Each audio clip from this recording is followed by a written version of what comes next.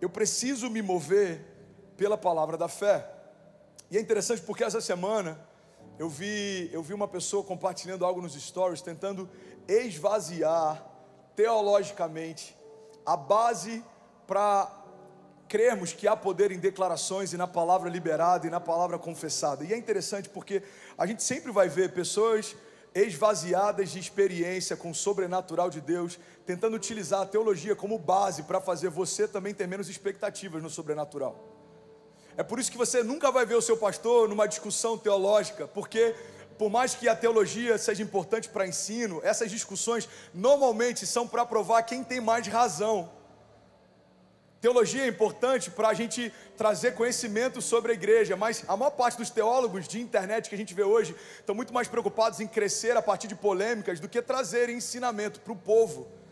A gente precisa ter esse entendimento que a palavra revelada, ela traz vida, não confusão. A palavra revelada gera milagres, não apatia. A palavra revelada libera destinos.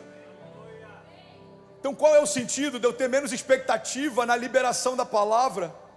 O único sentido é eu tentar justificar a ausência de milagres na minha jornada de fé. Mas eu quero declarar em nome de Jesus, nós como igreja declararemos cada vez mais a palavra da fé, nos moveremos cada vez mais em busca de milagres e viveremos cada vez mais o sobrenatural, porque isso não é o que Deus faz.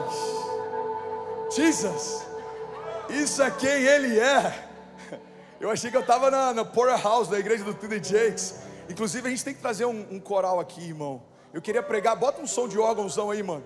Sabe quando aquele pregador americano fala, because Jesus is so good. Pera aí, mano, me ajuda aí que eu vou liberar a chave ainda. Ele não fala nada que a gente não saiba, mas em inglês fica tão poderoso que todo mundo, wow, come on, pastor. Ele fala, we need passion.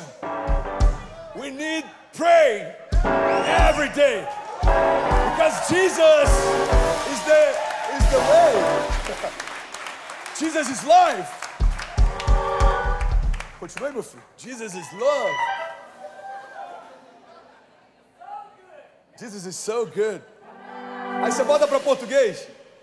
Jesus é bom, Jesus é vida. Todo mundo, amém. Amém, é isso aí. Muito bom. Só um desabafo aqui, porque não são todos os pastores americanos que são incríveis como o pastor Eric.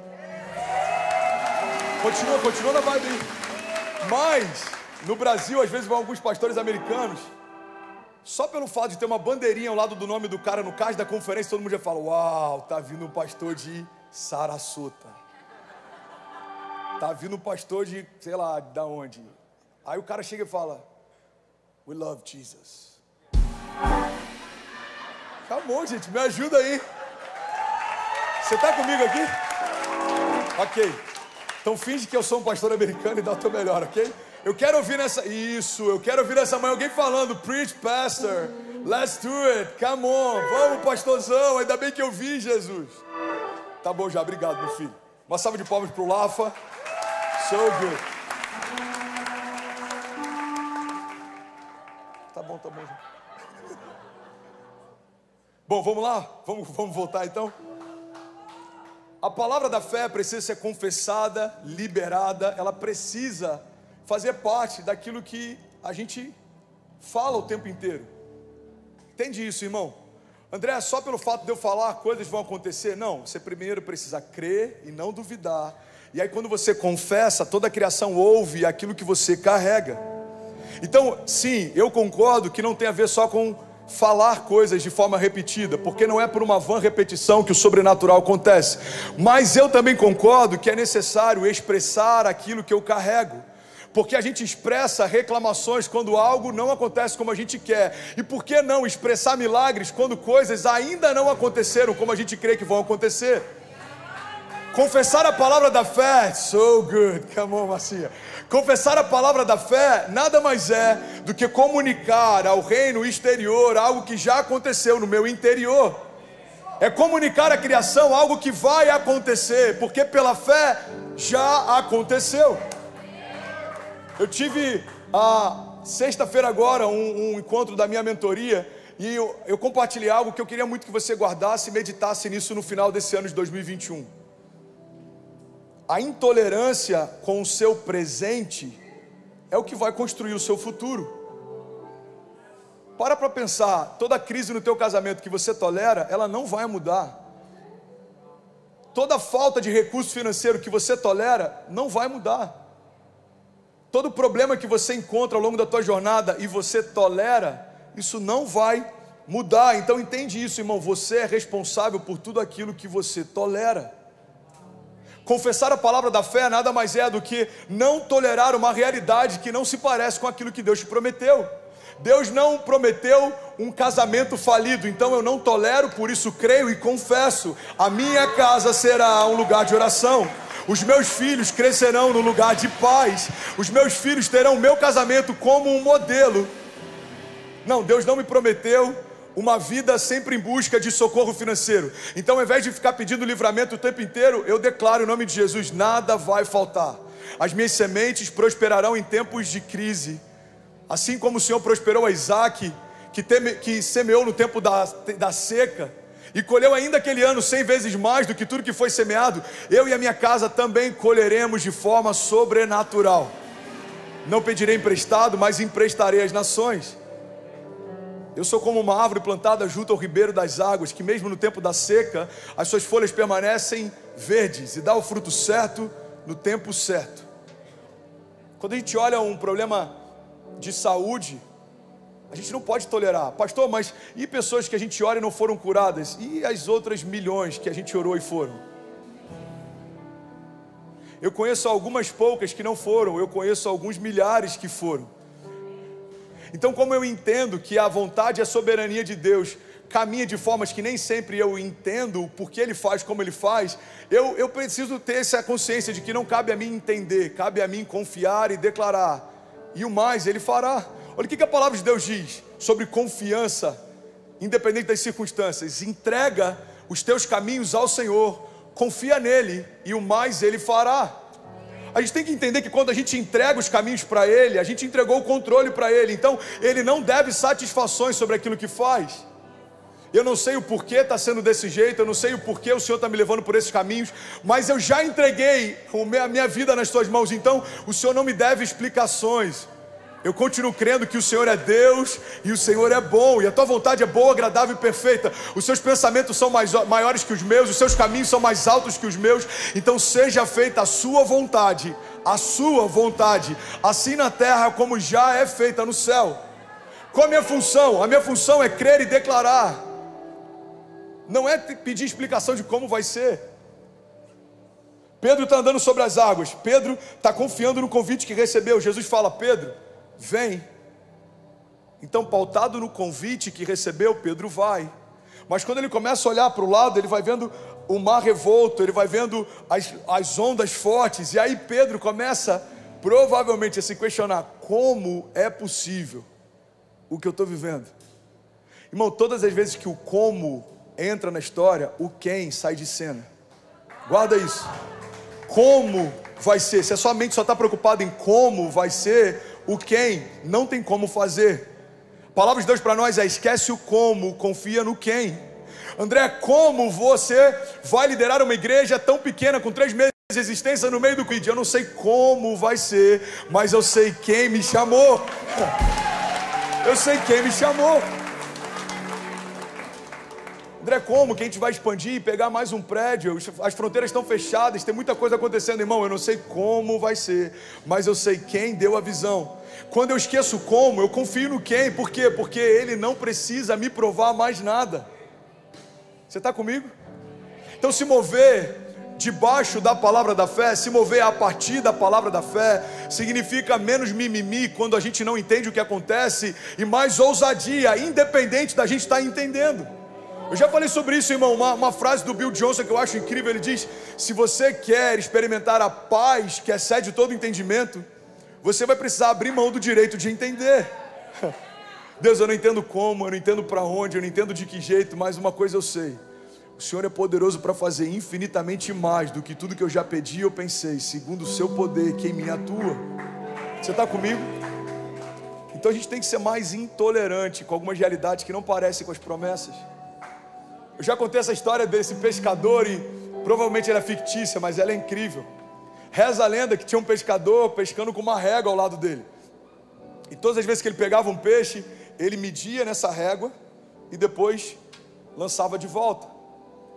E aí alguém se aproximou dele e falou: tudo bom, irmão, eu estou percebendo que todo peixe que você pega, você mede e depois você lança fora. Tem alguma lei ambiental, tem alguma proibição em relação ao tamanho dos peixes? Ele falou: não, essa régua tem o mesmo tamanho da minha frigideira, então eu estou medindo para ver se cabe na minha panela. Essa analogia, ela é engraçada, chega a ser quase infantil, mas é exatamente assim que muita gente está caminhando na sua jornada de fé, só consegue ter expectativas de que algo vai acontecer segundo aquilo que você tem condições de viver. Irmão, Deus não vai fazer segundo a sua medida, Ele sempre faz segundo a dele. A medida dele é o exagero. A gente já falou sobre isso há 2 semanas atrás. A medida de Deus é o exagero. A medida de Deus é escandalosa. A medida de Deus vai além de tudo aquilo que a gente já pediu ou pensou. A medida de Deus surpreende a criação em todo o tempo. Essa é a medida de Deus. Então para de diminuir suas expectativas para caber dentro das suas realidades. Deixa Deus expandir você. Deixa Deus expandir você. Quem tem fé para viver 10 milagres, tem fé para viver 100. Irmão, você está ouvindo isso de alguém que é um sonhador em Deus. Primeira palavra que eu recebi no primeiro café que eu tomei com um pastor na minha vida, que depois se tornou meu sogro. Pensa no discipulado rápido. Deus me apresenta um pastor, casei com a filha dele. Primeira coisa que eu ouvi, ele falou: cara, você é sonhador, você é como José. Eu falei: quem é esse José? Eu comecei a ler sobre José. Eu falei: quer saber?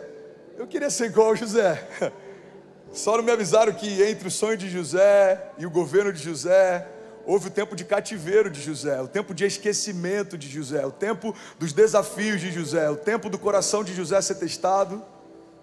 E eu quero em nome de Jesus fazer esse convite, irmão, entender que a promessa que Deus te fez no início da jornada, ela permanece fiel e viva durante a jornada. Mas você precisa manter o teu coração firme naquilo que Deus prometeu para não desistir no dia mal. Confessar a palavra de fé nada mais é do que ministrar a si mesmo aquilo que Deus já falou a teu respeito. A gente vê isso na vida do salmista, por exemplo, é quase didático. Ele ministrando sobre a sua própria alma, ele falando consigo mesmo. É como se ele estivesse dizendo: ei, por que se aquieta, por que se angustia a minha alma? Confia em Deus. Porque se abate a minha alma, põe a tua esperança em Deus. Irmão, ele está dizendo para ele mesmo coisas que ele já havia ouvido de Deus. O problema é que quando a gente não ouviu nada de Deus, não tem nada de Deus para falar. Em cultos como esse, eu não estou dizendo nada novo, eu só estou lembrando daquilo que a gente nunca pode esquecer. E durante a semana, quando um problema vier, você precisa se agarrar a essas palavras e confessar cada uma delas: o Senhor é o meu refúgio, a minha fortaleza, socorro presente na hora da angústia. Quem eu temerei? A quem eu temerei? Olha o que diz a palavra, Salmos 27 diz: o Senhor é a minha luz e a minha salvação, de quem terei temor? Cara, é impossível ler esse salmo sem me emocionar. É impossível. O que a gente precisa é confessar mais a palavra, irmão. A gente precisa confessar a palavra. Fechar os nossos olhos no meio do campo de batalha, enquanto parece que o mundo está desmoronando, e começar a desenhar novas realidades através da oração. A palavra de Deus diz que um coração quebrantado Ele não rejeita. Quantas vezes eu parei meu carro, comecei a chorar, declarei a palavra, fiz uma oração e Deus me surpreendeu. Quantas vezes, irmão, no banheiro do meu escritório lá em Cabo Frio, eu tranquei a porta, funcionários do lado de fora, cliente ligando, e eu me quebrantava na presença de Deus, clamava a Ele, e Ele sempre enviava socorro. Clama a mim e responder-te-ei, e anunciar-te-ei coisas grandes e insondáveis que não sabes. Então o salmista, olha que interessante, ele está confessando, ele está dizendo: o Senhor é a minha luz e a minha salvação, de quem terei temor? O Senhor é o meu forte refúgio, de quem terei medo? Quando homens maus avançarem contra mim para me destruir, eles, os meus inimigos e meus adversários, é que tropeçarão e cairão.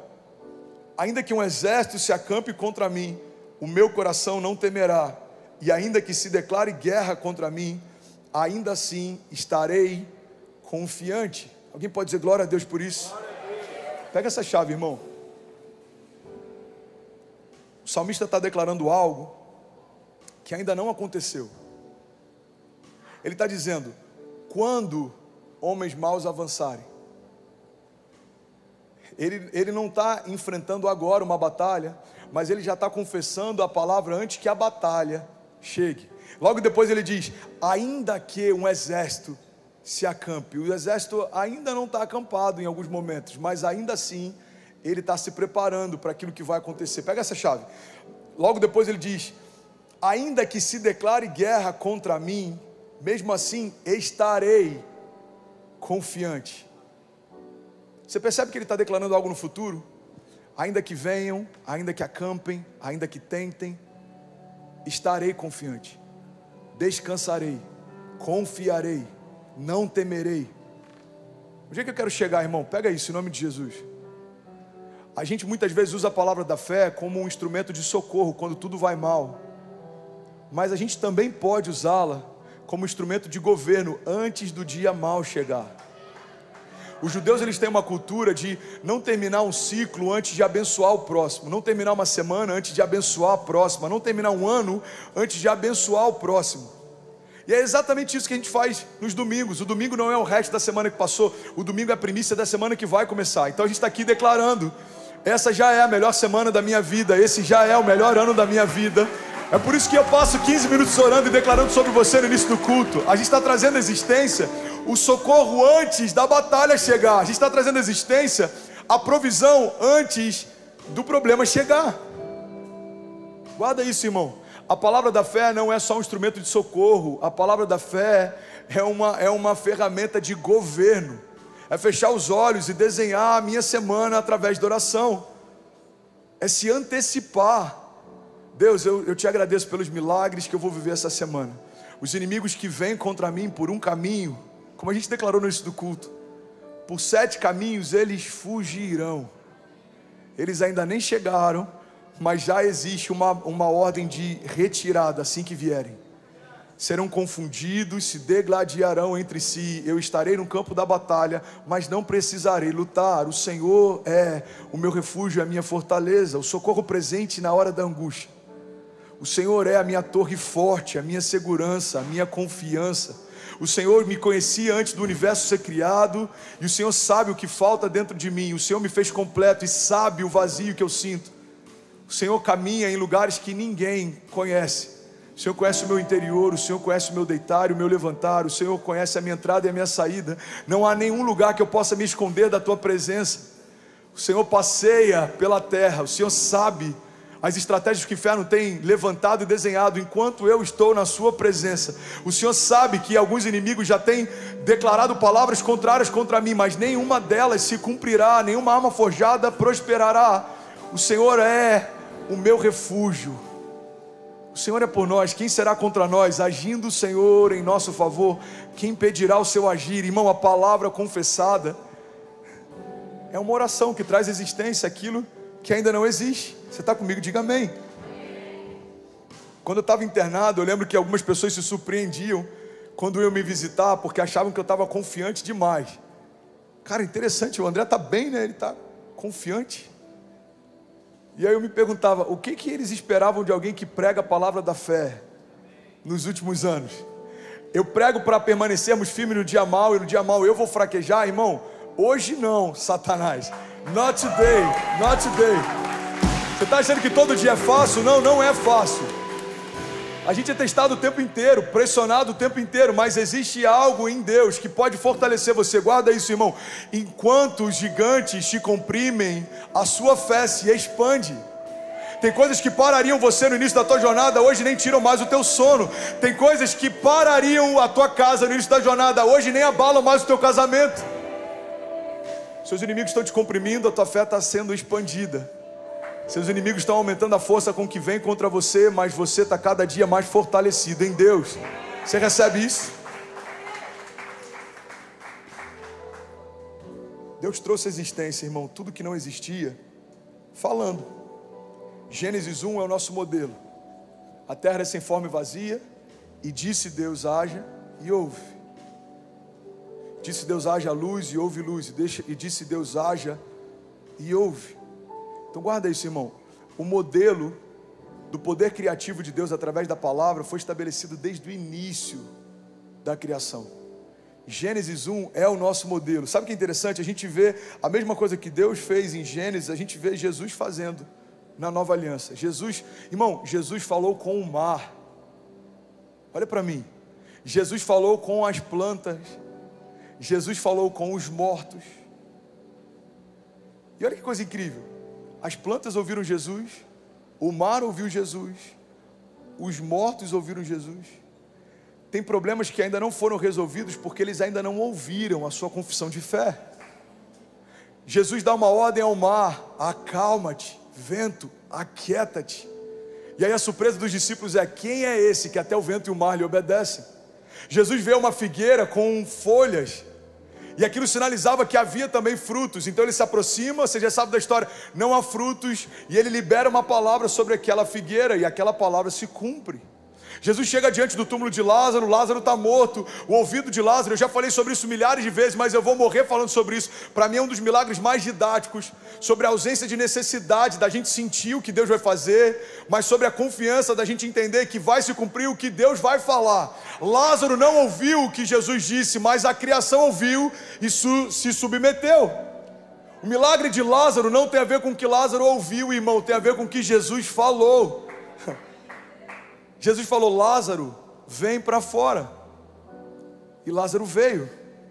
Então guarda isso, irmão, em nome de Jesus. A fé significa pensar o que Deus pensa e falar o que Deus fala. Parece ridículo de tão simples, mas é isso. Faith is action. Você precisa confessar o que você crê. Você precisa liberar o que você crê. E eu estou sendo quase didático, porque é uma das primeiras etapas da nossa jornada de fé, mas se ela não estiver bem enraizada, no dia mal, a gente não sabe como se portar. Irmão, fé é pensar o que Deus pensa e falar o que Deus fala. Você está comigo? Fé é pensar o que Deus pensa e falar o que Deus fala. Fé é pensar o que Deus pensa e falar o que Deus fala. Então no dia da crise, não fala o que está todo mundo vendo, fala o que só Deus pode ver. No dia da briga, não fala o que está todo mundo vendo.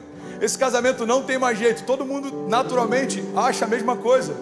Agora, o que Deus pensa a respeito do meu casamento? O que Deus pensa a respeito da minha casa? O que Deus pensa a respeito do meu chamado? O que Deus pensa a respeito da minha história? O que Deus pensa a respeito da minha vida? O que Deus pensa a respeito do meu futuro? É pensar o que Deus pensa e falar o que Deus fala. Porque eu bem sei os pensamentos que tenho a vosso respeito, diz o Senhor. Pensamentos de paz e não de mal, para te dar o fim que você deseja. Mateus 18, 18, Jesus nos dá uma chave, ele diz: eu digo a verdade, tudo que vocês ligarem na terra, terá sido ligado nos céus. E tudo o que vocês desligarem na terra, terá sido desligado nos céus. Eu também lhes digo que, se 2 de vocês concordarem na terra, em qualquer assunto, sobre o qual pedirem, isso lhes será feito pelo meu Pai que está nos céus. Eu estou quase terminando. Salmos 37. Olha o poder que a gente carrega nas palavras que a gente libera. Salmos 37, 30 diz: a boca do justo profere sabedoria, e a sua língua fala conforme a justiça. Ele traz no coração a lei de Deus, e ele nunca pisará em falso. Irmão, a palavra é um instrumento que Deus utilizou para a salvação e para gerar milagres também. A palavra é um ponto de contato entre o natural e o sobrenatural. A palavra é uma ferramenta explosiva de Deus para gerar milagres e mudar histórias. Eu peguei algumas passagens que falam aqui fundamentalmente sobre o poder da palavra, seja para salvação ou para milagres. 1 Coríntios 1, 21 diz: visto que na sabedoria de Deus o mundo não o conheceu por meio da sabedoria humana, mas agradou a Deus salvar aqueles que creem por meio da loucura da pregação. Romanos 10, 14 diz: como pois invocarão aquele que não creram, e como crerão naquele de que não ouviram, e como ouvirão se não há quem pregue? Romanos 10, 17 diz: de sorte que a fé é pelo ouvir, e ouvir a palavra de Deus. Romanos 10:10 diz: visto que com o coração se crê para a justiça e com a boca se faz confissão para a salvação. Filipenses 2:10 diz: para que o nome de Jesus se dobre todo o joelho no céu, na terra e debaixo da terra, e toda língua confesse que Jesus Cristo é o Senhor, para a glória de Deus. A gente está terminando esse culto, mas a gente vai cear daqui a alguns minutos, e eu queria, em nome de Jesus, te fazer um convite. Eu queria te convidar a liberar a palavra da fé sobre qualquer área da tua história que você ainda não está vivendo um romper sobrenatural. Eu comecei a palavra com isso e eu quero terminar a palavra com isso. Você é responsável por tudo aquilo que você tolera. Preguei no domingo passado, a gente precisa provocar os nossos milagres. A gente precisa ter mais fome pelo sobrenatural, irmão. Você não está vivendo milagre nos últimos 2 meses, tem alguma coisa errada na tua jornada de fé. E eu quero que isso gere um incômodo em você. Tem mais de 2 meses que você não vê um milagre, seja financeiro, seja de cura, seja uma palavra de conhecimento, seja um dom sendo ativado, seja alguma manifestação sobrenatural de Deus. Irmão, alguma coisa precisa ser ativada na sua jornada de fé. O sobrenatural não é um item acessório da igreja. O sobrenatural é a base fundamental da igreja. Estamos de pé de uma forma sobrenatural. Fomos alcançados pelo poder sobrenatural. Nos movemos de acordo com o sobrenatural. Você está comigo? E é louco para mim a ideia de que isso é novo para alguns, ou não faz sentido para outros. Porque se a gente não for tocado pelo sobrenatural, o que está vivendo é só entretenimento, irmão. Vamos ser sinceros, quantos ministérios falam de milagres o tempo inteiro no púlpito, mas ninguém vê milagres nas cadeiras, nas ruas, nas casas? Quantas pessoas falam de um Deus que cura, mas a gente nunca vê ninguém sendo curado? Quantas pessoas falam sobre um Deus que liberta, mas a gente não está vendo famílias sendo libertas? Eu quero te fazer esse convite, irmão. A gente não vai falar do que acha, nós vamos falar do que estamos vendo. Você vai falar no seu GC, nos ministérios que você vai liderar, sobre um Deus que cura, mas a gente vai ver cura, sinais, maravilhas acontecendo todos os dias. Você está comigo? Se você não está usando a sua fé para algo impossível, você não está usando sua fé. A fé torna o impossível inevitável. A fé torna o impossível inevitável.